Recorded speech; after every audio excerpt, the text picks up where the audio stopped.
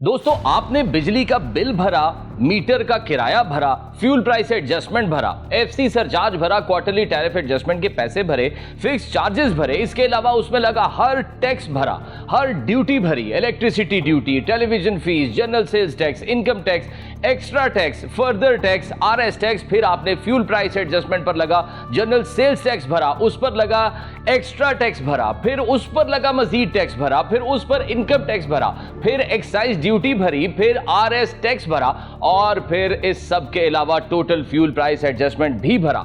लेकिन इतना सब होने के बाद आपके घर में अंधेरा है, क्योंकि आप पुराने बिलों में जो नीलम झेलम सरचार्ज के पैसे भरते रहे हैं, वो नीलम झेलम प्रोजेक्ट मुकम्मल होने के बावजूद भी ठीक से बिजली पैदा नहीं कर रहा, बल्कि मुल्क भर में लगे बहुत पावर प्लांट्स अपनी कैपेसिटी के मुताबिक बिजली पैदा ही नहीं कर पा रहे। ये कोई कहानी नहीं है, ये पाकिस्तान की हकीकत है, अप्रैल 2026 की मुंह चिढ़ाती हकीकत। तो दोस्तों, आज हम जानते हैं पाकिस्तान में इलेक्ट्रिसिटी क्राइसिस का वो सच जो आपको कोई नहीं बताता। अप्रैल 2026 के पहले कुछ दिन तो अच्छे ही गुजर गए, सब गुडी गुडी चल रहा था, मौसम अच्छा था, कहीं रिमझिम तो कहीं ठंडी हवाएं चलने से सब चंगा चल रहा था। फिर गर्मी ने एंट्री दी तो पाकिस्तान सीधा 2011 में पहुंच गया, जब बिजली बगैर बताए, मतलब गैर एलानिया गायब हो जाती थी। शहरों में 8 से 10 घंटे, जबकि देहातों में कभी कभी 24 घंटे की लोड शेडिंग हो जाती थी। अभी सूरत हाल इतनी खराब तो नहीं, मगर खदशा यह है कि होने कुछ ऐसा ही जा रहा है। खुदा न ख्वास्ता आने वाले दिनों में दर्जा हरारत 42 से 45 डिग्री तक पहुंच सकता है,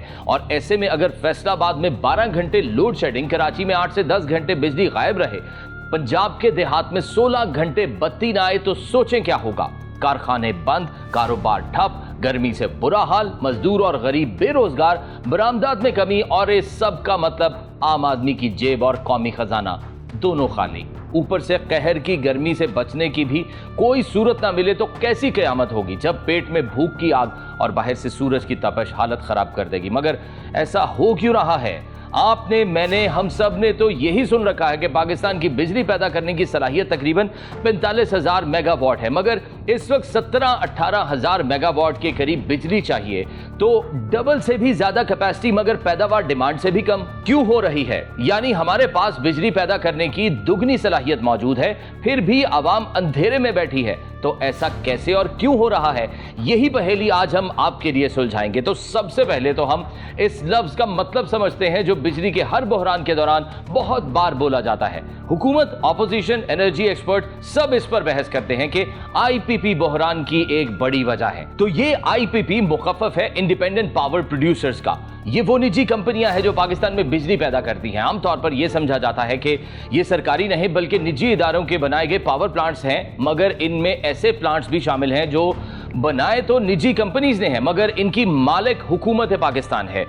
1990 की दिहाई से लेकर आज तक पाकिस्तान हुकूमत ने इन आईपीपीज के साथ तवीलुल मुद्दती मुआहिदे किए। ये मुआहिदे 20 से 30 साल तक के थे, और इन मुआहिदों में एक ऐसी शिक शामिल है जो आज भी पाकिस्तानी अवाम, पाकिस्तान के कौमी खजाने और सबसे बढ़कर मुल्की मईशत के लिए फंदा बनी हुई है। इस शिक के मुताबिक प्लांट्स चालू हो जाने के बाद हुकूमत इन प्लांट्स लगाने वाली कंपनीज और सरमायादारों को हर माह इनके प्लांट की कैपेसिटी के मुताबिक कुछ रकम देगी, ताकि ये सरमायादार अपने प्लांट्स को तैयार हालत में रख सके।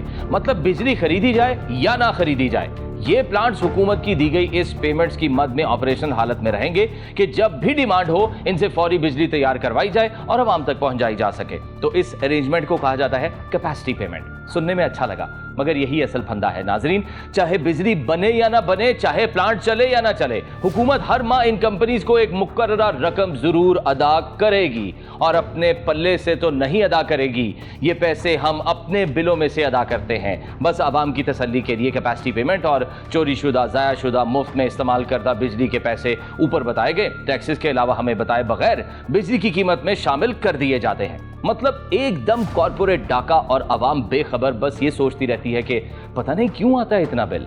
और सबसे बड़ी बात, कैपेसिटी पेमेंट्स देने का मकसद तो यही होता है ना कि प्लांट्स बिजली पैदा करने के लिए तैयार रहें, मगर असल हकीकत है क्या? इनमें से बहुत से प्लांट्स अपनी मुकम्मल सलाहियत का सिर्फ 10% तक ही बिजली पैदा करने के काबिल हैं, मगर कैपेसिटी पेमेंट्स इन्हें 100% कैपेसिटी के मुताबिक दी जा रही हैं। और ये कोई मेरा अपना दावा नहीं है, ऐसा कहना है साबिक वफाकी वजीर गौहर एजाज का।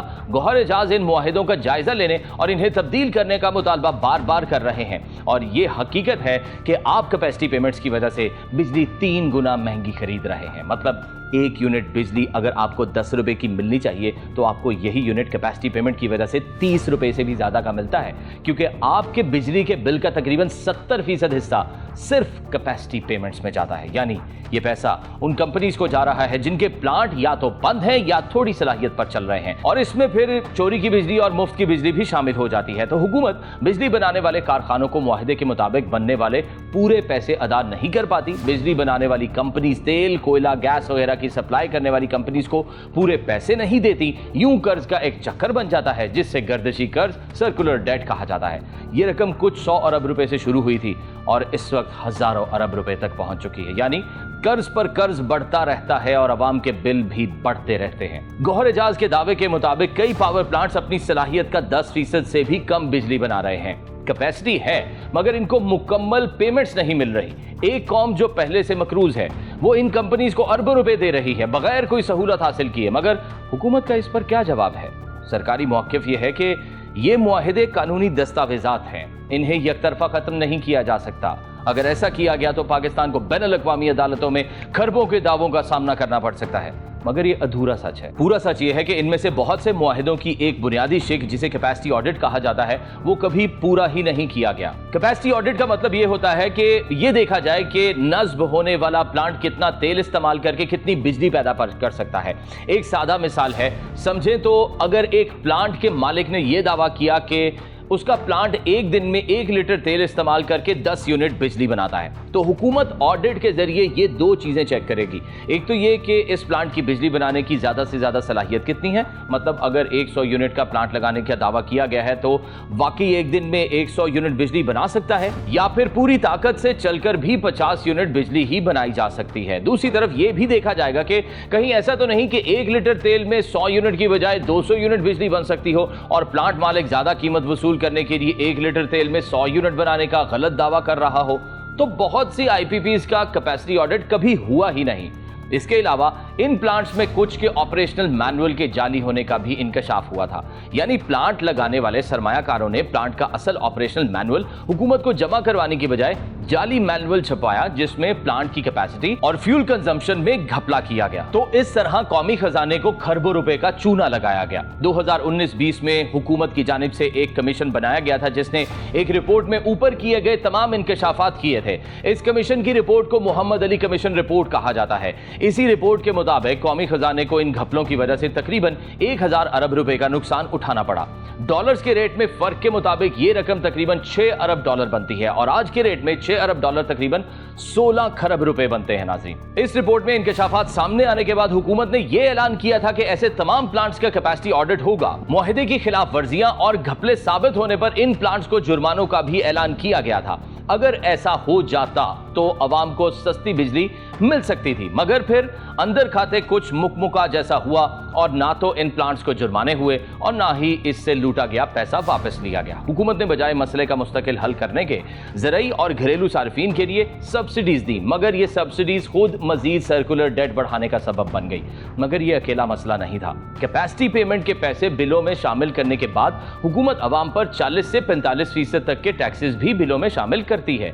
GST, income tax, fuel adjustment charge वगैरह वगैरह आपका बिल मजीद बढ़ा देते हैं और आपकी जेब खाली कर देते हैं। यानी कैपेसिटी पेमेंट के बाद भी अगर बिजली की लागत 15 रुपए फी यूनिट बनती है तो टैक्स मिलाकर ये 25 से 30 रुपए फी यूनिट बन जाती है। इसके अलावा पाकिस्तान का ट्रांसमिशन सिस्टम भी इंतहाई पुराना और खस्ता हाल है। पावर प्लांट से सार्फिन तक पहुंचने से पहले ही 20 से 25% बिजली जाया हो जाती है, तो ये नुकसान भी आपके बिल में शामिल हो जाता है। इसके अलावा पाकिस्तान अपनी बिजली का काफी सारा हिस्सा तेल, गैस और एलएनजी से बनाता है।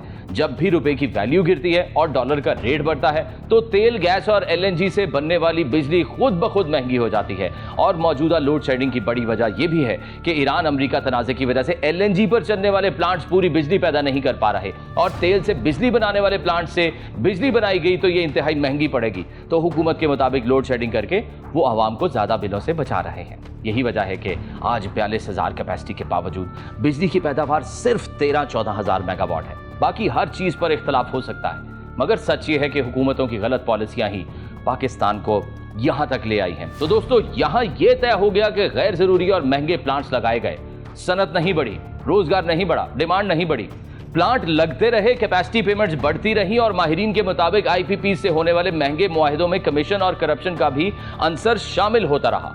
फिर पुराने सिस्टम से बिजली जाया होती है, कुछ चोरी होती है और कुछ मुफ्त खोरे ले जाते हैं। अब ये मुफ्त खोरे कौन है ये आप बेहतर जानते हैं, मगर क्या खूब कहा है किसी ने कि इब्तदाई इश्क खैर होता है क्या, आगे आगे देख होता है क्या। मई से अगस्त 2026 के दरमियान बिजली की तलब अपने उरूज पर होगी, एयर कंडीशंस, पंखे, कूलर सब चलेंगे, डिमांड 27,000 से 30,000 मेगावाट तक हो सकती है, मगर सप्लाई वही रहेगी, वही रुकावटें, वही मसाइल, तो लोड शेडिंग बहुत बढ़ने का खतरा है। तो महंगी बिजली वाले इन आईपीपीज के मालिकान कौन है, वो मुआहिदे किसने साइन किए, वो पैसा कहां गया, ये सवालात सिर्फ हम नहीं आप भी पूछें, अपने नुमाइंदों से पूछें, अपनी हुकूमत से जवाब मांगे, क्योंकि जमहूरियत में सवाल पूछना आपका हक है और जवाब देना हुकूमत की जिम्मेदारी है। अगर ये वीडियो आपके काम आई तो लाइक करें, शेयर करें, क्योंकि ये सच जितने लोगों तक पहुंचेगा उतना ही बेहतर है।